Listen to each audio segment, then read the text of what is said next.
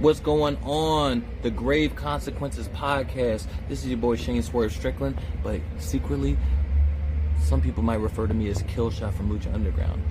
I don't know if it's true or not, but I'm doing a nice little drop for you guys. Thank you guys for supporting the Swerve brand. And I hear that y'all doing a Lucha Underground review on the Social Suplex Network. Man, y'all might have just stumbled upon the best match in Lucha Underground history, in my opinion. Killshot versus Dante Fox. We made history that night, and to this day, I don't think anybody has been able to top what we did in that match in any other promotion across the industry. That match still holds a great place in my heart, and of course, Fox would definitely agree with me. So, thank you guys for reviewing a wonderful, amazing, one of the top 5 matches of my entire wrestling career. Hope you guys enjoy it. This is a drop. Shout out the Grave Consequences podcast. Enjoy the show and be confident in everything you do. And thank you for supporting whose house? Swerve's house.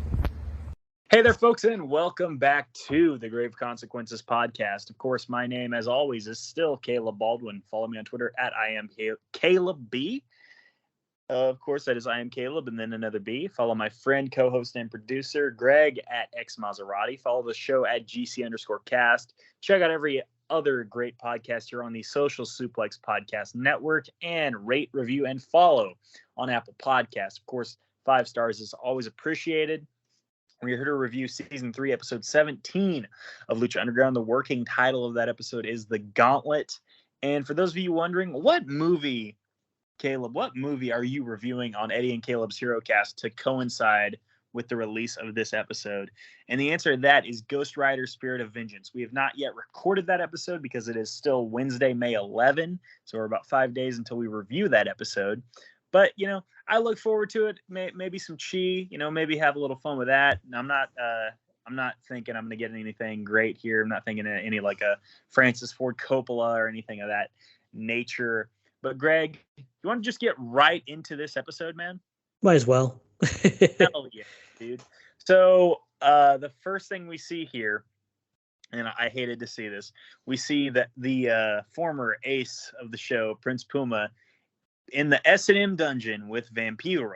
And Prince Puma, unfortunately, pledges his allegiance to his new maestro, Vampiro.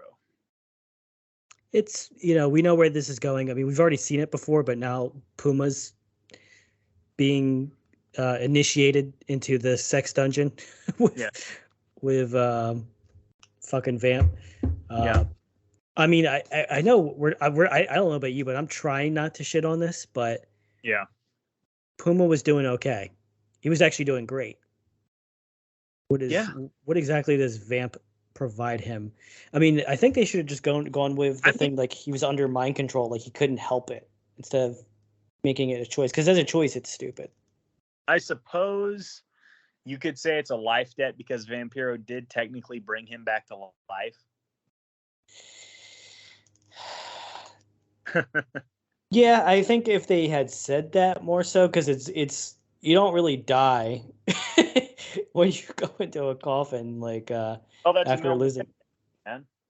I mean, if they clearly stated that, like, yeah, you die if you go in the coffin, sure, but I don't know. Everything Vamp's character touches sucks. Yeah, pretty much. That's the story of Vampiro. Speaking of, La Bamba plays in again. Even if it is the second week in a row, that's fine. Good little tune, good little ditty. I wish they started with that song for every show. I love La Bamba. La Bamba. Especially the way they do it. They do it pretty good. They should just have Richie. They should reanimate Richie Valens and have him play him in. Oof. Too soon. What do you mean too soon? Either way, first match of the night, Mil Muertes versus Jeremiah Crane. Great match. It was great. Crane kind of held his own here, Mil Muertes, of course, had the power over him, but Jeremiah Crane pretty well did what he could, and he lasted long enough that Prince Puma coming back to life and attacking Mil Muertes allowed Jeremiah Crane the opportunity to roll up Mil Muertes and get the win here. So big win for Jeremiah Crane, especially in his pursuit to try and clap Katrina's cheeks. I mean, they had he put up a good effort, but they did give Mil the visual win where it was clear that Mil was going to win. Yeah. And then they don't do this as much as, to the point where it can get too much, but it was a distraction, pin, which is fine if you do it sparingly. And, it was clear that Jeremiah would not have won without this. So it didn't bury Mil as much as, some of the other stuff they've done has. So it didn't hurt him at all, I think. And it helps Jeremiah because he's a new guy. He didn't need to, I think usually, Killshot Swerve lost a lot of his first matches, for a whole season. So yes, Killshot was mostly a jobber for the first season. This was really good for both people. This is one of those situations where Lucha Underground did a very good job of enhancing both characters. Yeah, it's also beyond obvious that Prince Puma and Mil Muertes still have unfinished business, even after grave consequences. Now, let me ask you this, because my gimmick is I don't remember. Of course, yes. I'm the dude from Memento, except for all my memory is shit, not just long term, short term, all of it. Yeah. What match can they? Because normally the idea, it's not set in. I want to be clear that our show, we don't speak in black and white, that nothing is concrete. There's exceptions to everything, obviously, but usually with a feud, you want to end with a big money match. What are they going to do besides grave consequences, which is one of their main match types? It's basically their Hell in a Cell almost. Well, I would say I would go back to the first season, actually, because you remember Phoenix and Mil Muertes had a grave consequences match. And then about a month later, they had a rematch that was a death match. So I would say you could do Prince Puma and Mil Muertes in a death match. I think that is the next logical step. What was the difference in the match type? Just no coffins? Basically, yeah, no coffin. Okay. I'm not even trying to shit on it. I'm like, okay, what's the difference between a death match and because it's basically a hardcore match. Exactly. Yeah. It's just you can't. It's just the way you. It's just pinfall and submission. Exactly. Okay. Exactly. Yeah, I still think you should have ended with grave. I will say this though. Death matches, they usually kind of up the ante in terms of the bumps and the violence and everything. Like you remember in the first death match, Phoenix goes through the roof of Dario Cueto's office, if I'm not mistaken. You're right. I mean, and they do. I just, this is a nitpick of mine. I'm not saying in concrete they're bad for doing it, but I think they could have, the feud should have been over when Mil, because Mil needed that win. It didn't hurt Puma too much because Puma's been the ace this season. He is the ace this season. That's the thing. They're doing a rehab stint on Prince Puma's character right now, and this is a necessary part of it.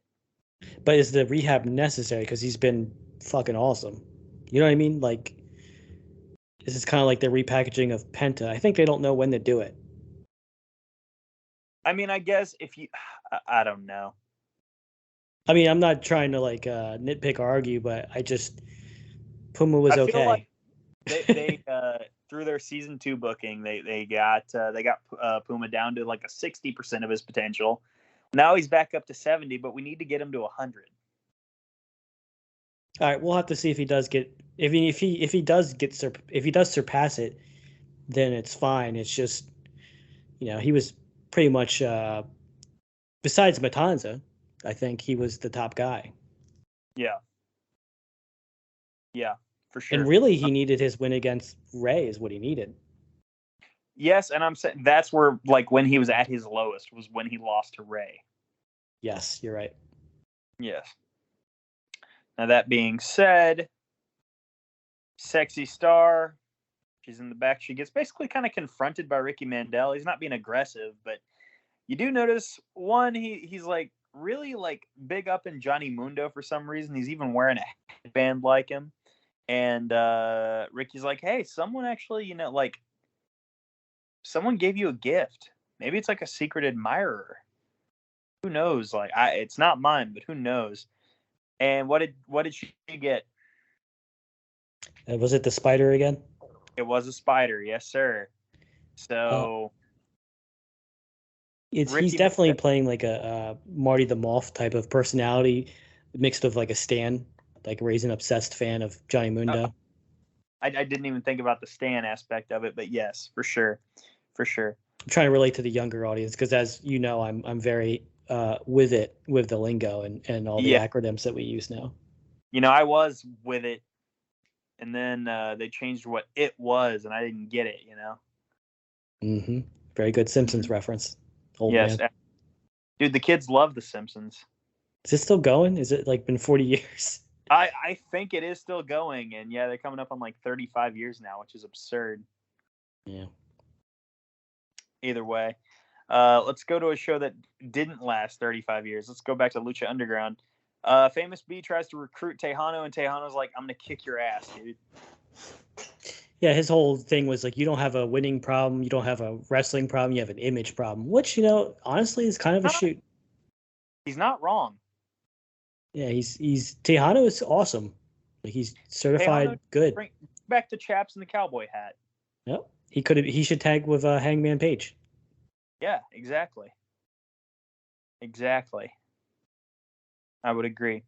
But hey, that's kind of hyping us up for our main event of the evening, match 4 of Tejano versus Cage, in the Ultimate Opportunity the Ultimate Opportunity Series, whatever the hell it's called. No, you're right. Who cares? That's okay. What it is. Our next match, we've got Jack Evans and PJ Black versus the Rippers. That's right. Angelico and Son of Havoc. Let's pour one out. This is Angelico's last match in Lucha Underground. Oh, really? Yes, he will never come back again. Was that a stipulation, or is it just something that happens? He got injured and he never came back again. Jesus. Yeah. There was that. Do you think they wanted to keep the Rippers together, and they just, because Evilise kept getting injured and Angelico got injured at different times, Matt Cross got kind of like lost in the shuffle? So that's what it seems like. So after we record this episode, I will tell you what I was told was going to be the finish of season 3 here. Okay. I'll tell you that off the air. And Angelico getting injured again certainly kind of put a stifle on that for sure. That sucks. Yes. Yes, it does. And that's the danger of being in a tag team, is if your partner gets hurt, like Dante Martin with his brother. Yeah. His brother got into a car accident. Yeah. He just came back. It's really shitty for him. Well, it's like the revival in WWE, like 2017. They come up to the main roster. This was when New Day was still at their peak, by the way. They debut, they beat up New Day. They take Kofi Kingston out of commission. They beat New Day next week. So they're one. Underdog Fantasy is the fastest growing fantasy app and easiest place to play fantasy sports. Just jump on UnderdogFantasy.com or download the app, draft your team, and that's it.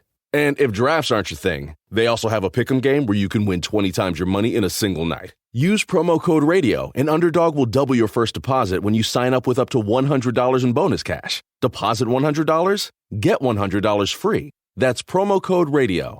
Terms and conditions apply. No, they've already taken out one of the guys. And then a week later, I think it was Cash gets hurt. And then they're both off TV because WWE at the time didn't put, single, like, tag team wrestlers on as singles guys. Like, if your partner was hurt, you weren't on TV. Mm-hmm.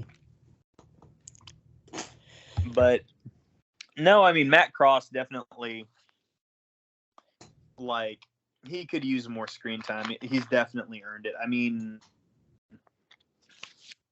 they all have. I mean, even though I'm super critical of Evilise, but they all did well in New Lucha Underground. Like, I'm basically picking on her. Yeah, but I'm sorry, nothing really to note in this match beyond that injury. It looked like it got cut short, and Worldwide Underground got the win. That may have been an audible.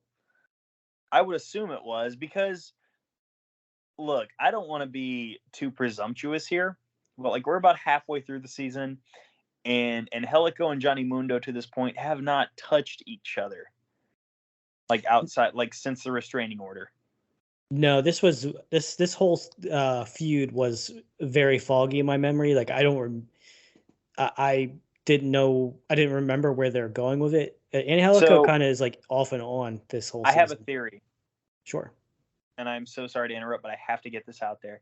I have a theory that they were going to do Johnny Mundo versus Angelico at Ultima Lucha for the title. I can believe it. I mean, it would have been good. Like, they did that. What was the tournament we just covered? The Battle of the Bulls. How could you forget? They had that 4-way, and their out for Angelico not winning was the Worldwide Underground pinning each other. So like they even protected him in that regard. So it's like, and they've made it pretty clear, like Angelico hasn't forgotten about him. No, it's a big feat. It's him versus the whole Worldwide. I mean, I would imagine that they would have had a match of Sexy, Angelico, the Mac, and who would be like one of the fourth persons against them? They would need a fourth person, but I'd imagine there would have been some, not faction warfare, but they would have like a faction match, like 4-on-4. Evilise, Puma, Son of Havoc, any of them? I don't know if Son of Havoc was directly feuding with them that much, but the others absolutely. Yeah. But yeah, Worldwide Underground got the win. It looked like the match got cut short, and maybe they had to audible the finish there. But yeah, Angelico is clearly hurt, and he's not coming back, at least not to my memory. Do you know what the injury was? Because this match did start off really, really hot, and then it did kind of simmer and end abruptly. I don't even remember the finish. I am so sorry. I just can't remember. Yeah, that's fine. But yeah, the Worldwide Underground gets the win. After that, we see Dario looking at something, and Sexy Star rushes into his office. Dario says, 1 week as champion, and you don't even knock anymore.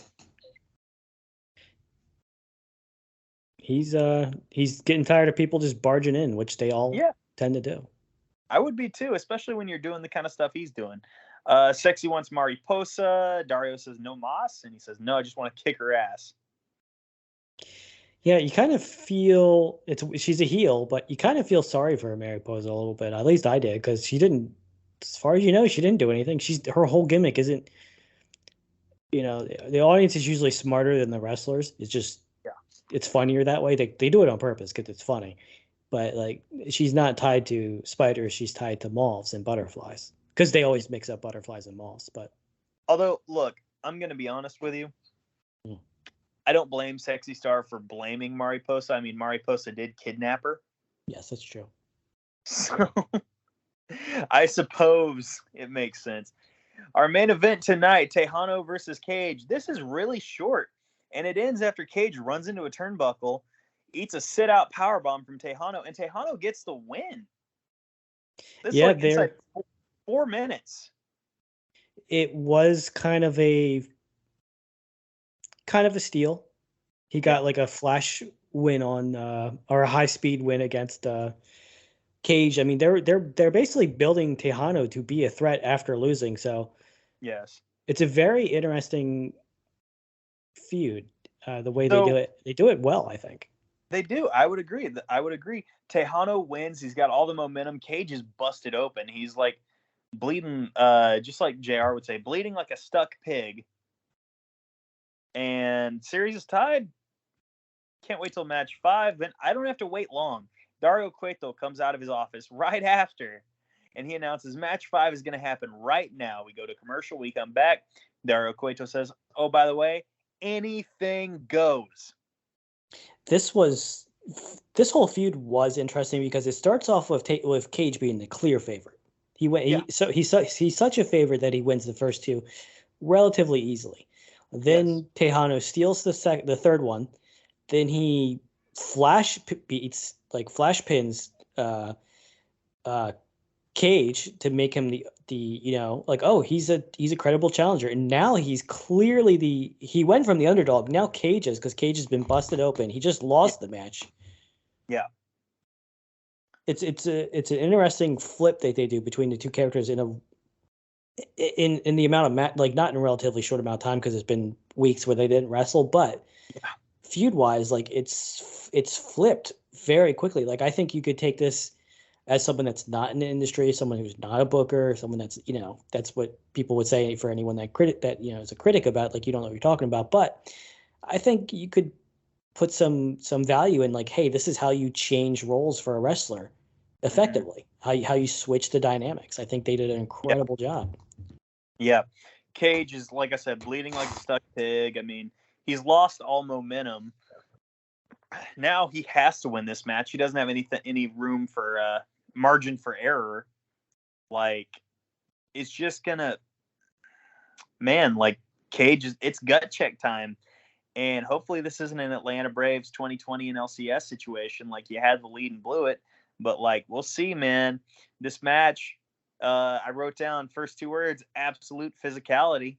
Cage got his ass kicked forever.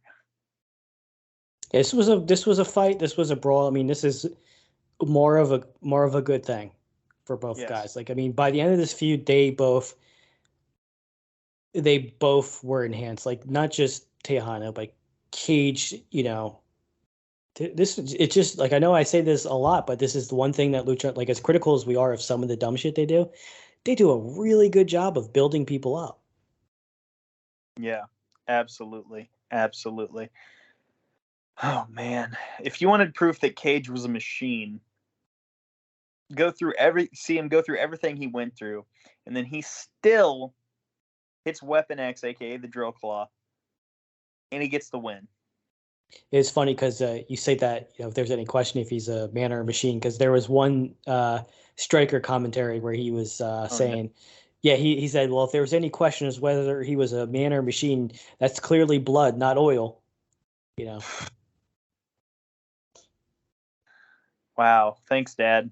Yep. Cage gets the win, and he has the ultimate opportunity. Dario Cueto comes out. He says, like, you know what? Like, the believers can't see this. Great heat too, because everyone's invested in what the opportunity is. So that live crowd was like, bullshit. Yeah. They probably did this over the span of like 3 different tapings as well. So, like, it's like, oh, what's this Cage and Tejano thing going to be? I'm very excited. Yeah. You would imagine that this was gonna, because you know what, he didn't really need to show the live audience. No. Just the people viewing from home. So this was kind of this was good heat, I'd say. Yeah, absolutely, absolutely. Dario Cueto urges Cage into his office, and like I said, he said the believers don't deserve to see it. And Cage gets a look at it. It's a gauntlet, as the episode title suggests. And Cage says, I'm not really a Ren Fair guy. It was funny the first time I saw this. I was like, what? And Cage had the same response, like, oh, cool. Yeah. And Dario's like, you know what? You don't want it. At least try it on. Cage tries it on, and he feels power flow through him, and we see it flow through him, because this does deal in the supernatural as well. Yeah, I think we get like Highlander type electricity, like red electricity flowing through him or something. Yeah, I can't wait to see him wear it in the ring. Yeah, I think he uses it a few times too. I would hope so. Otherwise, what's the point? It's basically like an elevated Power of the Punch by Regal, except for instead of brass knucks, it's a whole fucking fist of iron. That's fun. I'm down with it. That's cool. Me too. I love the Looney Tunes shit. Let's do it. But hey, Brian Cage getting this is like the last thing Cage needed. Yeah, I don't know if they did it yet, but they'll start explaining why they did this whole tournament and why the 2 people were picked. And yeah, they start dealing more in the supernatural, which is interesting. It turns into very horrorcore type of content, and you could see how this could have been marketed more towards, and I'm not even making a joke, towards people that are juggalos or people that like those kind of themes and that kind of music. Like, this gets very supernatural, and some wild shit starts happening. It's it's entertaining. I'll say that. Like, me and you joke a lot about in the group chat, like, why don't they just fucking kill this character off? Yeah. And there's a reason for that, and that's called Lucha Underground Season 3. second part and season 4. Yeah, for sure. Oh man, I guess before we get out of here, we need to grade this episode, and I'm gonna be gracious here. I'm gonna say the main event saved the show. I'm giving this a C+. Oh, you're only giving it a C+. Yes. What was the first match again? Jeremiah Crane and Mil Muertes, a match so memorable. All I wrote down was the interference at the end of the match. Well, you see, that Jeremiah's style of wrestling in Lucha Underground is some of my favorite type. Just hard-hitting, like, pump kicks and, strikes. I'm going to give it a B-. Okay. All right. That's fair enough. Well, folks, with that, we're going to get out of here. We thank you for listening. And we just want to reiterate that, hey, if you see a big guy the size of Brian Cage wearing a metal gauntlet and he comes near you, you might just suffer grave consequences.